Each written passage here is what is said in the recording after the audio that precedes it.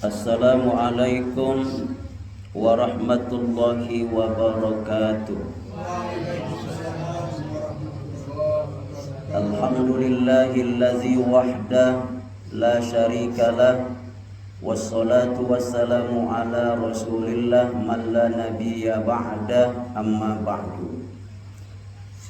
Yang saya muliakan segenap pimpinan PT Seroja, biar yang berhadir ataupun yang belum berkesempatan hadir.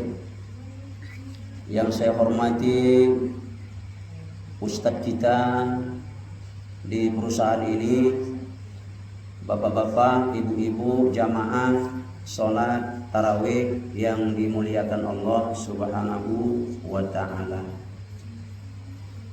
Saya sengaja safari Ramadan malam ini di masjid kita ini di Seroja. Ini adalah rutinitas saya setiap tahun saya berkunjung ke sini. Itu artinya apa? Itu maknanya sangat dalam, Bapak Ibu. Banyak ustadz di Mondang ini belum tentu ada yang mau ke sini. Betul tidak? Iya, Ustaz. Nah, tapi ustadz alhamdulillah barangkali lebih 10 tahun saya dur ke sini setiap tahunnya mengisi tausiah safari Ramadan. Alhamdulillah.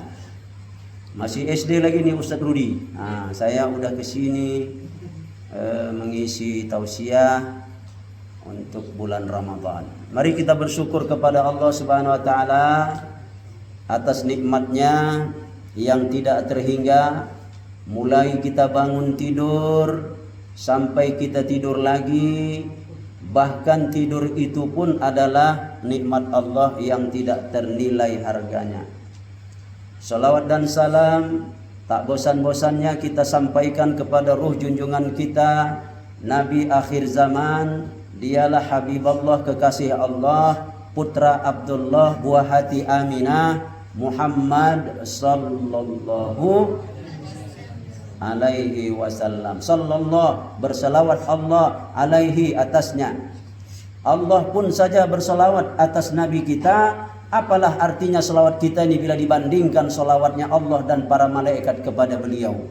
Tapi walaupun begitu jangan bosan-bosan bersalawat. Man shalla alaihi salatan, siapa yang bersalawat atasku sekali saja pun dia bersalawat Allahumma shalli ala Muhammad, katanya sallallahu alaihi wasallam, Allah membalas salawat kita itu dengan 10 kali lipat balasan. Itu di luar Ramadan. Kalau di bulan Ramadan ini kita bersolawat kepada Nabi, lebih lagi balasannya diberikan Allah kepada kita. Tadi Bilal kita luar biasa, solawat bolak-balik, Allahumma sholli ala Sayyidina Muhammad, Allahumma sholli ala Sayyidina Muhammad. Dijawab oleh makmumnya juga bersemangat. Alhamdulillah.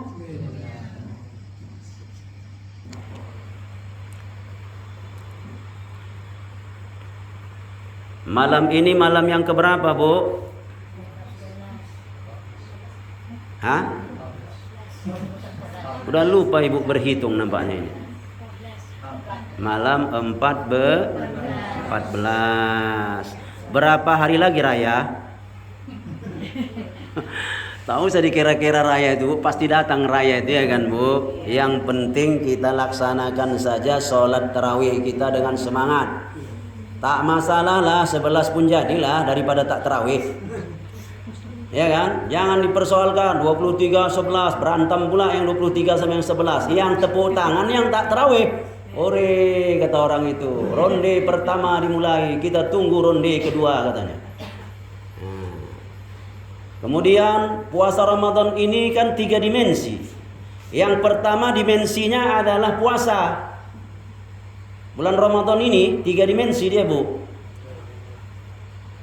Bukan cuma USG kehamilan saja yang pakai 2 dimensi, 3 dimensi. Ramadan pun pakai dimensi juga. Dimensi yang pertama ini yang paling paten. Puasa dia, tarawih dia, ditambahnya lagi tadarus dia. Siapa dia orang? Tunjuk tangan. Wah, ada juga nampaknya ya. Ini paling paten nih, Bu. Ada yang nomor 2, puasa dia, tarawih dia, tapi tak tadarus. Ada juga yang kayak gitu. Ada yang ketiga, puasa dia, tidak tarawih, tidak tadarus. Ini pun mantap juga lah daripada tak puasa. Yang lebih gawat, udah tak puasa, tidak tarawih, tidak tadarus pula lagi. Na'udzubillah min dzalik.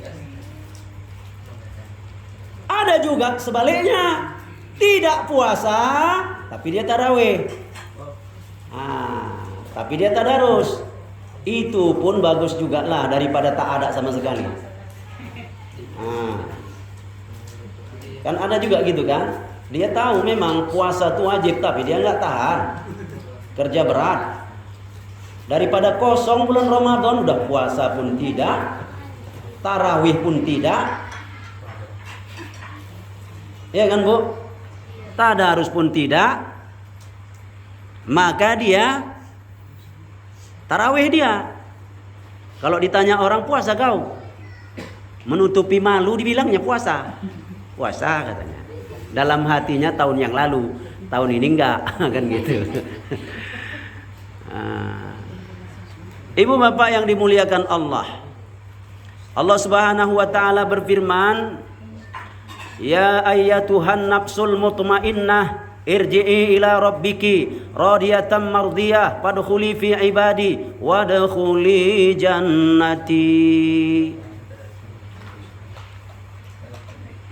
Wahai orang-orang yang memiliki jiwa yang tenang. Allah memanggil kita dengan nafsul mutmainnah. Karena nafsu kita ini enggak terkendali. Yang dipanggil Allah yang punya nafsu yang tenang, jiwa yang mutmainnah. Irji'i, kembalilah kalian, ila rabbiki radiyatan mardiyah, kepada Tuhanmu yang meridhoimu, kepada Allah Subhanahu wa taala, ke jalannya, kepada agamanya, kepada syariatnya, kepada perintahnya, dan menjauhi larangannya. Fadkhuli fi ibadi, masuklah kalian ke dalam golongan hambaku. Wadkhuli jannati, masuklah kalian ke dalam surgaku. Siapa yang dipanggil Allah tuh? Mudah-mudahan kita yang tergolong ke dalam golongan nafsul mutmainnah.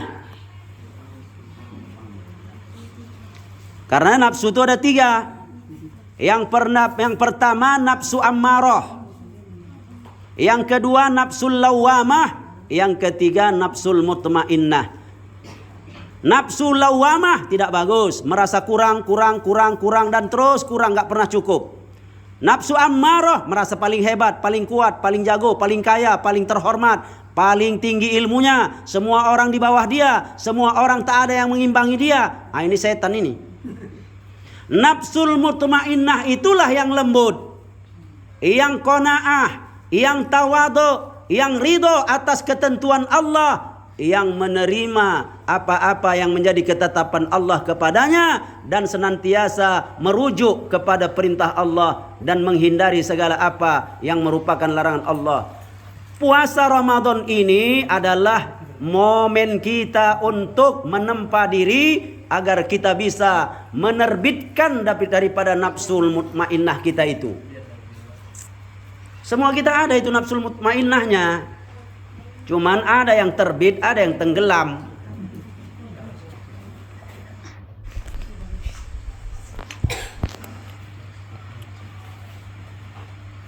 Bapak Ibu berpotensi jadi orang soleh semuanya ini. Betul tidak? Anak-anak berpotensi menjadi anak-anak yang soleh, soleha.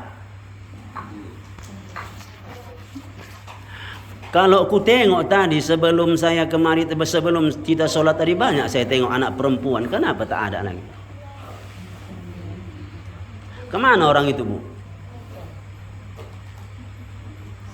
Tadi kan main-main di situ, main sepeda, lari-lari. Saya bilang, ayo ambil wudu, ambil telekungnya, ayo sholat tarawih. Lari orang itu, kupikir lari mengambil telekung. rupanya yang pulangnya orang itu. Sambil dengar ceramah, dimakan, diminum hidangan yang disediakan oleh kenajiran Masjid Seroja ini. Saya senang ke Seroja ini karena Seroja ini orang kaya. Amin ya Rabbal alamin. Asal kemari kita dikasih makanan, goreng-goreng tuh, lengkap dengan sambalnya. Kembali kepada tausiah saya tadi, Bu, Ramadan ini istimewa. Sebaik-baik solat di bulan Ramadan. Sebaik-baik puasa bulan Ramadan. Sebaik-baik sedekah di bulan Ramadan. Sebaik-baik baca Quran di bulan Ramadan. Jangan disia-siakan. Entah hidup lagi kita tahun depan, entah tidak. Di Mondang saja, Bu, yang tahun lalu masih hidup, tahun ini udah nggak ada dia, banyak. Di Mondang saja. Entahlah di sini, saya kurang tahu, saya mengabsennya di sini.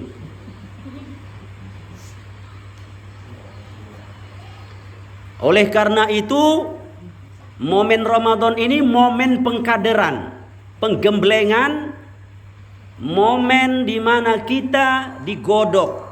Nah, ini bahasa saya seperti ini, mungkin ada yang ngerti, ada yang nggak ngerti. Ditanyanya sama saya, apa digembleng itu Pak Ustadz, katanya. Tahu kita besi tahu besi. Besi per mobil dibakar dalam api, kemudian dipukul pakai martil, tang ting tang ting tang ting, kemudian dipahat, ting ting ting ting ting ting ting ting, untuk dibikin parang, dibikin tajak, dibikin dodos, dibikin egrek, pisau deres, pisau dan sebagainya. Tadinya dia besi ya kan, mau diolah ini. Besi yang tadi belum jadi parang, jadi gupa, jadi cangkol, jadi egrek, dodos segala macam. Ini mau diolah besi ini, itulah digembleng. Kadang berdua pun lagi mukulnya, bukan satu orang yang mukul tuh, berdua. Udah selesai dipukul, udah selesai? Belum selesai. Masih dikihir lagi. Krikruk, krikruk, krikruk, krikruk. Udah selesai belum? Digerinda lagi. Udah selesai belum? Dibakar lagi sekali lagi, disepuh. Cos, cos, cos, cos. Baru selesai, jadilah parang dia. Jadilah dia gupa, jadilah dia pisau, jadilah dia egrek, jadilah dia dodos segala macam. Yang tadinya belum berbentuk senjata apapun, belum bisa digunakan untuk apapun. Sekarang setelah digembleng, setelah dia ditempa, dia jadi alat yang sangat berharga. Ditawar orang, berapa satu? Dibilangnya 150.000. Kalau tadi Menkelo cuman menjualnya, tak laku pun, kadang-kadang terletak di pinggir parit, diambil parsego-sego. Iya kan? Sekarang setelah jadi, harganya mahal. Pakai sarung lagi. Orang yang memasuki Ramadan ini bagaikan digembleng. Tadi sebelum Ramadan, malas dia untuk sholat, malas dia untuk baca Quran, malas dia untuk ke masjid. Datang Ramadan jadi rajin. Betul? Betul. Jangankan kita yang tua-tua, anak-anak pun rajin ke masjid kalau bulan Ramadan. Karena ada kuehnya. Itu yang dikejar orang itu. Kalau tak ada Ramadan, mana ada kue kayak gini? Mana ada?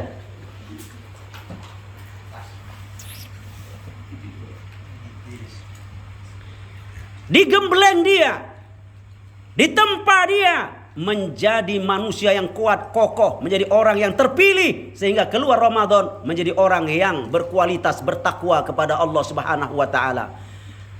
Apa yang ditempa dalam Ramadan? Yang pertama, kesabaran. Nah, ini harus sabar betul kita menghadapi puasa ini.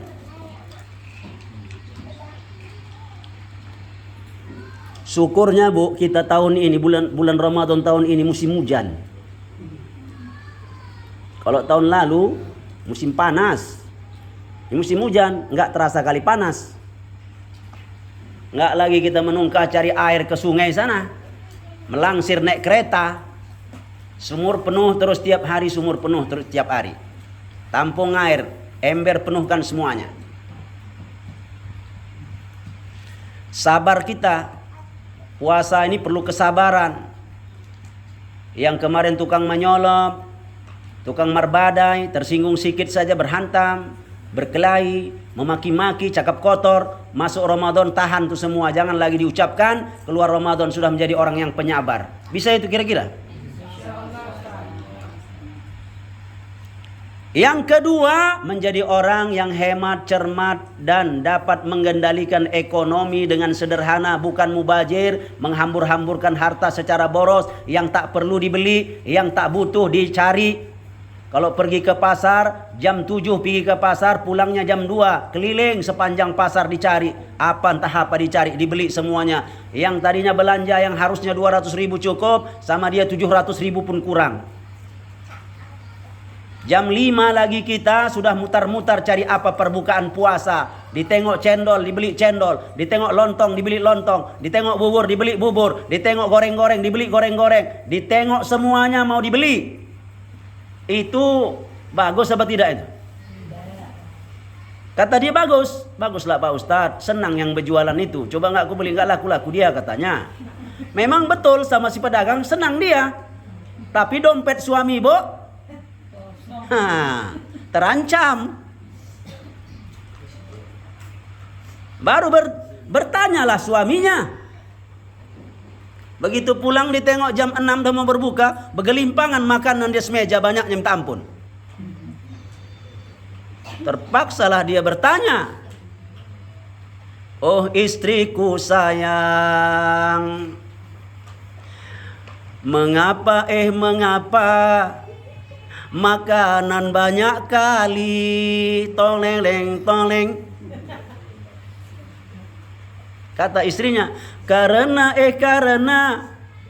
aku selera kali." Semua dibeli.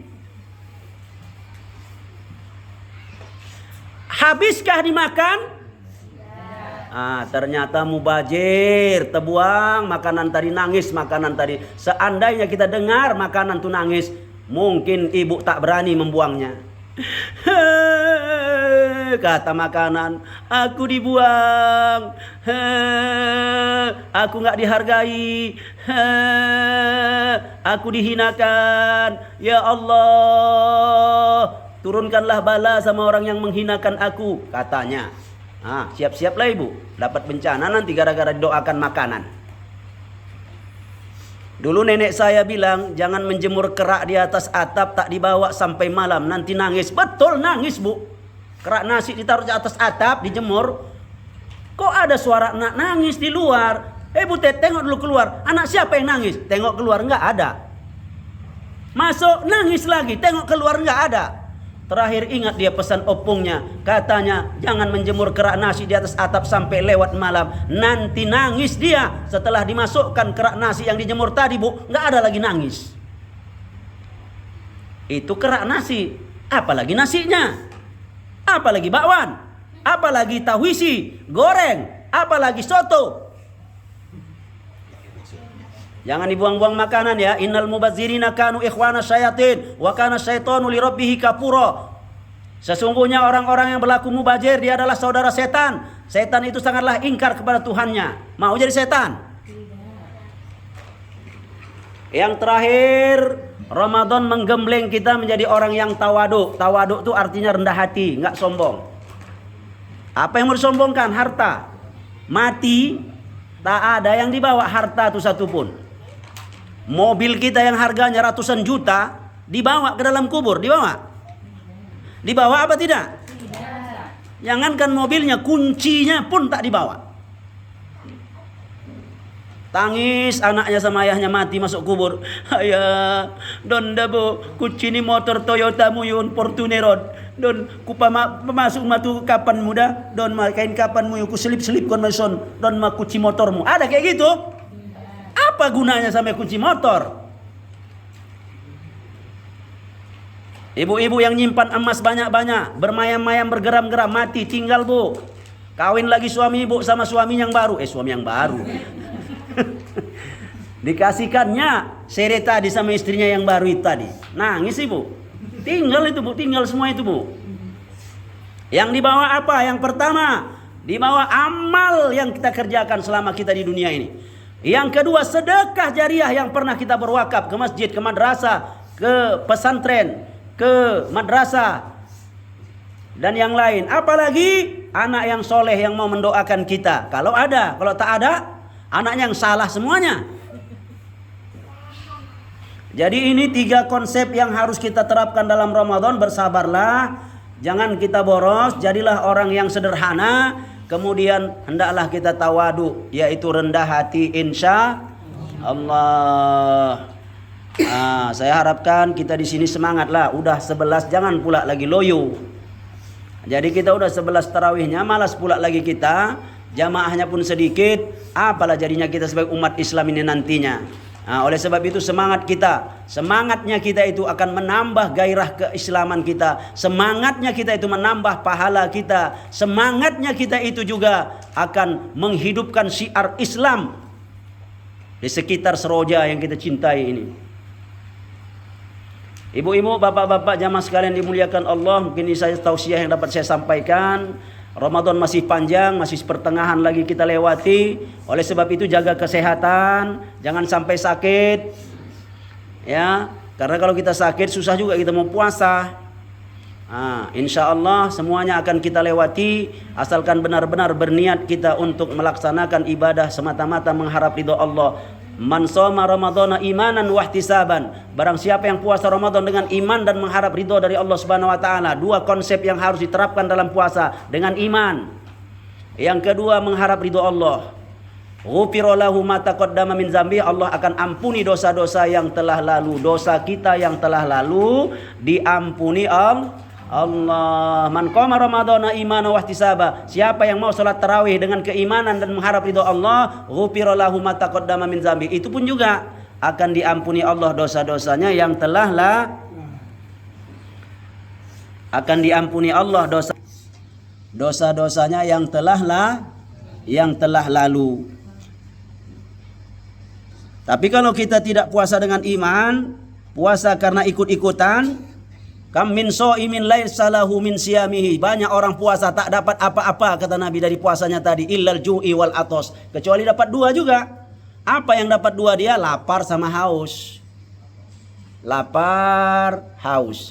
Cuman masih ada juga untungnya, dia tidak berdosa meninggalkan puasa, tapi pahala tak dapat.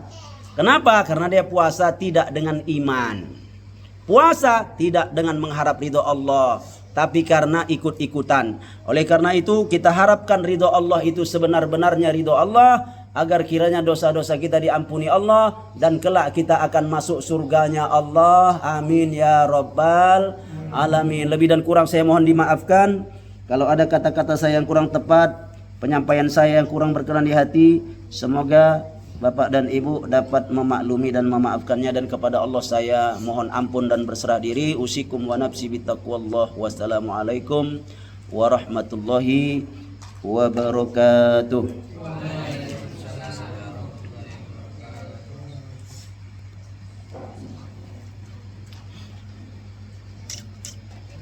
Ada pertanyaan?